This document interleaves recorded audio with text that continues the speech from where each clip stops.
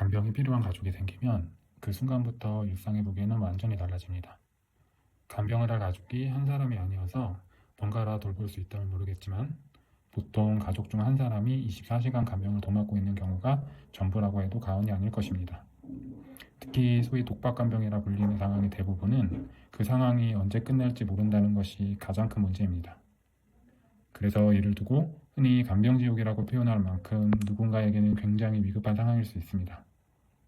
오늘은 간병을 홀로 감당하고 있는 가족의 스트레스를 어떻게 해소할 수 있을 것인가에 대해서 이야기를 드리고자 합니다.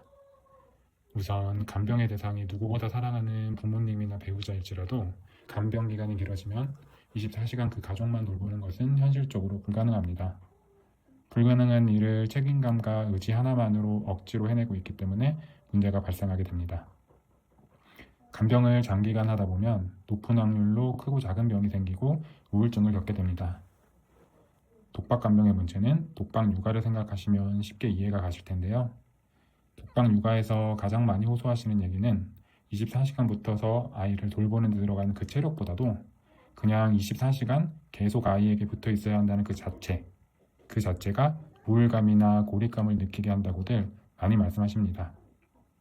또 다른 예로 돌봄 종사자들이 누군가를 돌보는 일을 직업으로 삼고 그 일을 지속할 수 있는 이유는 끝이 있기 때문입니다.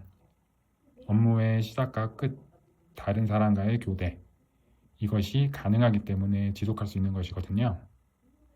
같은 맥락에서 독박간병 이 상황 자체를 당장 바꾸실 수 없다면 하루 중 짧은 시간이라도 4시간을 반드시 확보하셔야 합니다. 그게 설령 하루 3, 4시간에 불과할지라도 정해진 시간이 보장된다면 많은 것들이 달라지는 걸 체감하시게 될 겁니다. 그러려면 잠깐이라도 나 대신 누군가 봐줄 사람이 있어야 하는데 누가 나와 교대를 해줄 것인가?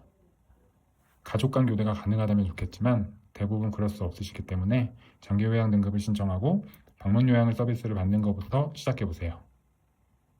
요즘은 방문 요양 서비스를 많이 알고 계시고 이용하고 계신다고는 하지만 여전히 제도를 활용하지 못하시는 경우가 많은 것이 현실입니다. 등급을 신청하시고 방문 요양 서비스를 받는 것부터 시작하시라고 말씀드리는 것은 방문 요양 시간이 등급별로 정해져 있는데 정해진 시간 이상으로 요양보호사가 필요하신 경우에 일부분을 제도의 도움을 받을 수 있는 것과 받을 수 없는 것은 큰 차이가 있기 때문입니다. 우선은 정해진 시간 안에 방문 요양 서비스를 이용하는 것부터 시작하시고 여건이 허락하시는 경우 시간을 늘려간다면 전과는 전혀 다른 상황을 계획해 보실 수도 있을 겁니다. 간병 문제는 절대로 혼자 책임져야 할 일이 아닙니다. 나와 가족을 도울 수 있는 제도와 정보를 적극적으로 찾아보시고 장기간 버틸 수 있는 구조를 만드셔야 지속 가능할 겁니다. 저는 여러분이 현실적으로 지속 가능한 구조를 만드시는데 필요한 양질의 정보를 전해드리겠습니다. 채널 구독 부탁드리고요.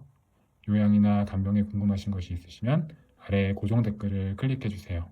감사합니다.